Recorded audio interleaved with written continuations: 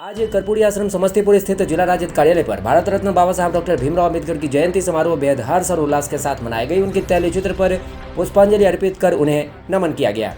उजियारपुर विधायक आलोक कुमार मेहता तथा समस्तीपुर विधायक अख्तरुल इस्लाम शाहीन ने कहा कि डॉक्टर अम्बेडकर शोषित और पीड़ित समाज को जगाने, संगठित करने, अपनी शक्ति से परिचित कराने तथा अपने अधिकारों का प्रयोग सम्मान सहित करने के लिए प्रेरित किया। उन्होंने दलितों को शिक्षित हो, संघर्ष करो और संगठित हो का नारा देकर मुक्ति का रास्ता दिखाया। 131वीं बाबा साहब अम्बेडकर की जयंती समारोह की अध्यक्षता कर रहे राष्ट्रीय जनता दल के सम्मानित अध्यक्ष जी, सभा में बैठे तमाम पार्टी के वरिष्ठ नेतागण,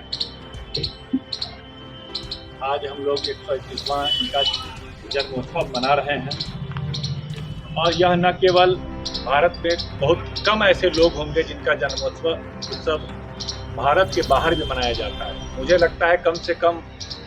पूरे विश्व में 50 से ज़्यादा ऐसे कंट्री होंगे जहाँ पे बाबा साहब के मानने चाहने वाले लोग पूरी दुनिया में फैले हुए हैं। अगर उसका अध्ययन कीजिएगा तो आपको लंदन हो, अमेरिका हो, जहाँ भी जाइए, फ्रांस हो, हर जगह बाबा साहब के फॉलोअर्स हैं। और जो बाबा साहब के दिए हुए ताकत की वजह से आज दुनिया में परचम लहरा रहे हैं, वो उनका वहाँ भी आज जयंती मना रहे हैं। एक बाबा साहब एक ऐसे व्यक्ति जो एक अछूत, कहिए उस जमाने में अछूत शब्द कहा जाता था, अछूत घर में पैदा हुआ, जिसको प्राथमिक शिक्षा का अधिकार नहीं, उच्च शिक्षा का अधिकार नहीं, घर की आर्थिक स्थिति नहीं, कोई वातावरण नहीं, यहाँ पर कोई शिक्षा का कोई महत्व नहीं, कोई अवसर नहीं। वहाँ से एक बच्चा संघर्ष करता हुआ क ख ग घ से लेके ABCD सीखते हुए किस संघर्ष में, किस प्रताड़ना से गुजरते हुए उसने प्राथमिक शिक्षा की हासिल की, फिर माध्यमिक शिक्षा प्राप्त किया, फिर उच्च शिक्षा प्राप्त किया। वो एक गरीब घर का लड़का किस तरह विदेश तक जाकर पहुंचा, विदेश के उच्च से उच्च शिक्षा प्राप्त किया। कहा जा सकता है कि तत्कालीन भारत में जो उस समय का वक्त था, पूरे न केवल भारत, विश्व के चंद विद्वानों में से कहा जाए, स्कॉलर में से कहा जाए, विश्व के 10 स्कॉलर में से बाबा साहब अम्बेडकर जी के स्कॉलर, जो भारत के किसी भी तत्कालीन बड़े से बड़े राजनीतिक व्यक्ति भी उनके सामने में बात करने में सोचना पड़ता था। लेकिन ये समझने की बात है कि एक गरीब घर का अछूत कहा जाए, जो चीज़ कहा जाए, जिसको कहीं कोई अधिकार नहीं था, उस व्यक्ति ने जो शिक्षा प्राप्त किया, विश्व पटल पे